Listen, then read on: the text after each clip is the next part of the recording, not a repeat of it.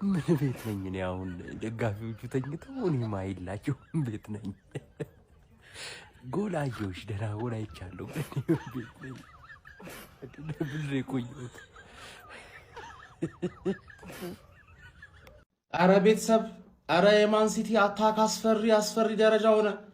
ገና ፈርስት ሃፍ ቸርኪ የሚባል ሰውዬ ይሄ ሰውዬ እኮ አይችልም ብዬ ነበር። ማን ኳስ ሲይዝ የሚችለው አቻቻል ማን ከኳስ ውጪ አይሩጥ። በቀኝ እግሩ ያገባውን ጎል አይታችሁታል? ራያን ቸርኪ ማን ሲቲ ጎል ቱዴ ብለህ ሰርች አድርገውና ያው እስቲ ምን አይነት ጎል ነው ያገባው? እሺ ይኸውልህ ፎደን ምርጥ ከሆነ ቸርኪ ምርጥ ከሆነ ሃላንድ ምርጥ ከሆነ ዶኩ ምርጥ ከሆነ አታኩ በቃ አደገኛ ሆነ። ማን የአርሰናል ቤተሰብ ማን ሲቲን አይተህ አትብካ። ማየት ያለብህ አርሰናልን።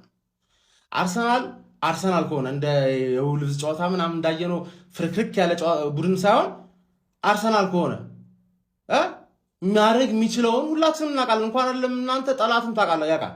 ይሄንን አርሰናል ከሆንን ሲቲ በዚህ ቀጠለም አልቀጠለም እንበልጠዋለን እና የሚበልጠው ቡድን ሁሌ ዋንጫ ይበላል። እኛ ደካማ ሆነን ሲቲ ከፍ ዝቅ ሄድ መለስ እያለ ዋንጫውን ሊነጥቀን ይችላል ወይ? ይሄ እኮ የኛ ጥፋት ነው።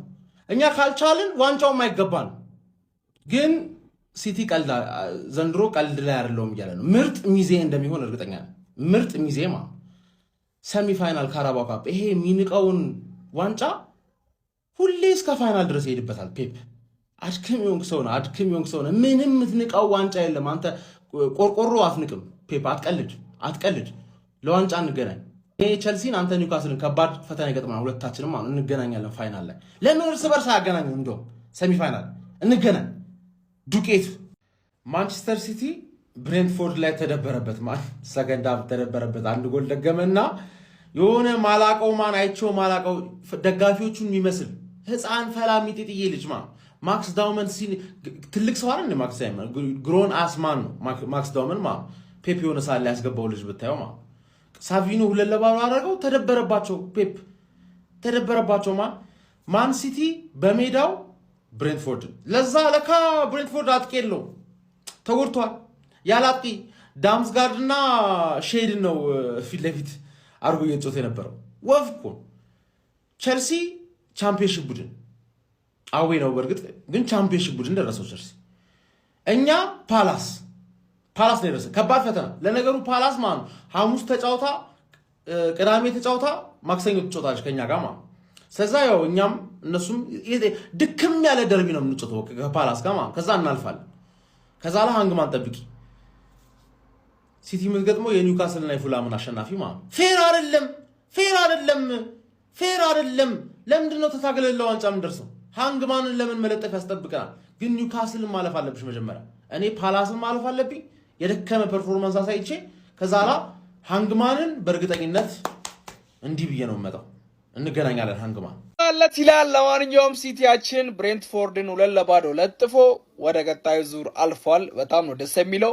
በመጨረሻም ሳቪኖ ጎል አገባ። እሱ ልጅ እግር እንዳለው ራሱ አላውቅም ነበረ። ቀንቶታል። ያው ዲፍሌክሽንም አለው ግን ቢሆንም የሱ ጎል ነው የተባለው። ስለዚህ ሳቪኖ እንኳን ደስ አለ። የምሬ ነው። እኔ ለፍቶ ለባዶ ማለት ሳቪኖ ነው። ዶኩም እንደዛ ነበር። አሁን በደንብ ተሻሽሎ ነው። ለማንኛውም 2-0 አልቋል።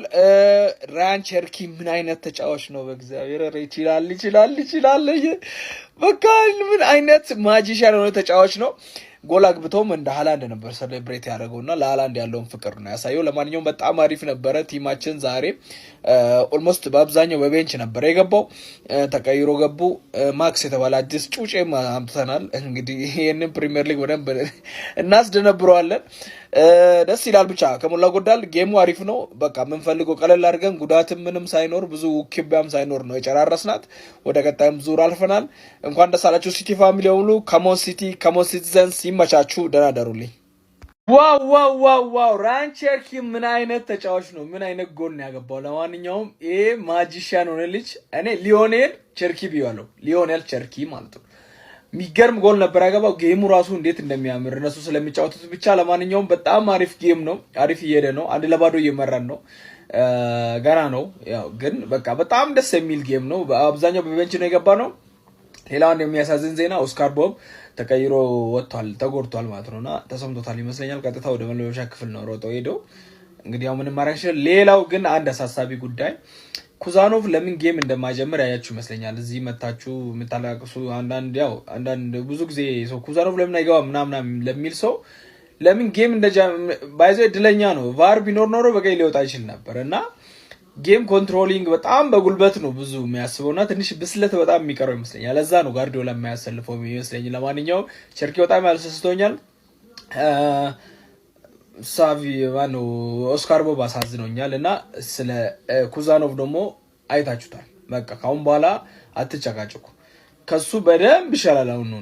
ለዛ ነው የሚጀምረው ማለት ነውና ለማንኛውም ሰከንድ ሃፍ እናያለን። ምን እንደሚፈጠር አብረን እናያለን። አብዛኛው ተጫዋቾችን ቤንች ላይ ናቸው። አይ ቲንክ የምናረጋግጥ ከሆነ የሚገባው አይመስለኝም፣ ግን እናያለን። ይመቻችሁ። ለማንኛውም ሊዮኔል ቸርኪ ይችላል። የማይቻል ምንድነው ዛሬ ያደረጋችሁት ደግሞ? ይሄ ቲም እግዚአብሔርን ምንም አይነት ጉዳት አያጋጥመው እንጂ ወይኔ አስበው። ፎርሙ ላይ ደግሞ ፎደን ቢመለስ ወይኔ አትጣላታ። 100% አረጋግጬ ነው በአስተታት ይፈርምላል ማን ሲቲ ዋንጫው እንደሚበላ ማለት። እነዚህ ችግሮች ብቻ አይጋጥ። ቸርኪ ምን አይነት ተጫዋች ነው? ኧረ ልጁ በቃ በመጣው ምን ቀን ያስፈረምና አንተ ልጅ ጭራሽ የሃላንድን ሴሌብሬሽን የተጠቀመው የሮቦቷ ምናምን አላ ወይ እንዴት ነው? እሺ ግራኝ እንደሆንክ ነው ማቀው ኮኒያ አንተ ግን ያገባው በቀኝ ነው። እንደዛ መልሰህ ሸኝተው ምናምን። ኧረ ዛሬ ወይኔ ሲቲ ላይ ነበር እግዚአብሔር። ኩዛኖቭ ምን አይነት ፐርፎርማንስ ነው የምታሳየው አባቴ? ለማንኛውም ይሄ ቲም እግዚአብሔርን አልኩ ሌላ ታሪክ ገብቷል። 2-0 ማለት ነው። እስኪ ቺን ሰምተን እንመለስ። ለተንበይ ቀድሜ ቸርኪ 2 ጎል፣ ሳቪኒዮ ጎልና አሲስት። በቸርኪና በሳቪኒዮ ጎል አሸነፈ። አረ ለያለው እኮ አረ ቤቲንግ ተዘጋ እንጂ። ለማንኛውም እንዳልኩትም ሳቪኒዮን አትናገሩት መተቸት የለብንም ብዬ ነበረ ሲጀመር ቅድምም። ዛሬ ደግሞ የሚገርም ፐርፎርማንስ ማለት ነው።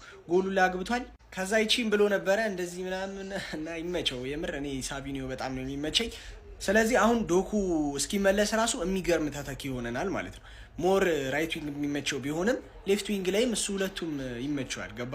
ሌላኛው ሲቲ ቤት ከባድ እየሆነ የመጣው ነገር ደግሞ ጎል ማስቆጠር ነው። ባለፉት 4 ጨዋታዎች ውስጥ 1 ጎል ነው የገባብን፣ እሱንም ሪያል ማድሪድ። የሚገርም ለውጥ። አረ እንለያለን። አሁን ቅዳሜ ዌስትሃምን ልጥፍ እናደርግና ከአርሰናል መሪነቱን እንቀበላለን። ከዛ መልሰው መቀበል ይሆን አይሆን የሚለውን ከኤቨርተን ጋር ደግሞ ማታ ሲጮቱ እናያለን ማለት ነው። ማንቸስተር ሲቲ ከብሬንትፎርድ ጋር እያደረጉት ባሉት የካራቦ ካፕ ጨዋታ ገና ፈርስት ሃፍ ማንቸስተር ሲቲ 1-0 እየመራ ወጥቷል ማለት ነው። ምን አይነት ጎል ነው ያስቆጠረው ቸርኪ? ምን አይነት ጎል ነው ያስቆጠረው? ይሄ ልጅ ምታቱን ማሳየት ጀምሯል ማለት ነው። ቆይቷል ከጀመረ ትንሽ 1 2 3 4 ሳምንት ሆኖታል። ምን አይነት ድንቅ ጎል ነው ያስቆጠረው! የቀነሰበት መንገድ። ከዛ ደግሞ ማንቸስተር ሲቲ ይሄን ዋንጫ ልትቀማቸው ነው። አረ በእናትህ ተረጋጋ ሲቲ፣ አረ ተረጋጋ ጎብዬ። ይሄን ዋንጫ ልትቀማቸው ነው። ከሊጎ ተስፋቸው ይሄ ነው። ራያን ቸርኪ ምን አይነት ጎል ነው ያስቆጠረው ጋይስ? ልጁ ቀኝ ነው ግራኝ ነው ለምን አይነግረንም? ራያን ቸርኪ ጎል ቨርሰስ ብሬንትፎርድ ብላችሁ ሰርች አድርጉ። እዛ ፍላሚንጎ ፒኤስጂ ዋንጫ በላ ትላለ፣ እዚህ ጋር ልጁ ሌላ ታሪክ ይፈጥራል። በ17 ጨዋታ 11 ጎልና አሲስት። በጣም አንደርሬትድ ጋይስ፣ በጣም አንደርሬትድ። አግባቱ ብቻ እኮ አይደለም እኮ የሚገርማችሁ፣ ካገባ በኋላ ያሳየው ሴሌብሬሽን ሃላንድን ደገመው። ሲቲ አንድ ሃላንድ ብቻ አይደለም ያለው እኔም አለው እያለ ነው። ሲጀመር እኮ ሰልፍ ወጥቷል ብዬ የሰራሁት ቪዲዮ ላይ ተንብያለሁ። ራያን ቸርኪ 2 ጎል ሳቪኒዮ አሲስት ምናምን ብያለሁ። የቀሩት ይመጣሉ። ራያን ቸርኪ ግን በዚህ ፈርስት ሃፍ 1-0 እየመራን ወጥተናል። አረ ምን አይነት ፐርፎርማንስ ነው! ስለሱ የተናገርኩትን ማለት ነው ጎስት ብቻ ነው የሚያውቀው። ገና እንደዚህ አሪፍ ፐርፎርም ማድረግ ሳይጀምር ከጎስት ጋር ስናወራ ያልኩትን እሱ ብቻ ነው የሚያውቀው። ለማንኛውም ጎሉን ተመልክተን እንምጣ። አያችሁት? በቀኝ እግሩ ማለት ነው። ሲጀመር ይሄ ግራኝ ይሁን ቀይ አይታወቅም። ፕሪፈርድ ፉቱ ግራ እግሩ ነው ይባላል፣ ግን አይታወቅም። ራሱ ነው የሚያውቀው። ምን አይነት ተጫዋች ነው ያለን! ምን አይነት ተጫዋች ነው ያለን! በቃ ለማንኛውም 1-0 እየመራ ነው ወጥተናል። ሰከንድ ሃፍ በደንብ እናሰፋለን ብዬ አስባለሁ። ያው ተጫዋቾቹን ቀይሮ ካላወጣ ብሬንትፎርድ ስቲል አደገኛ ቲም ነው፣ ግን ይሄን ያለ ለካራቦ ካፕ አያሳስበኝም ስለ ተጫዋቾቼ ፐርፎርማንስ እንጂ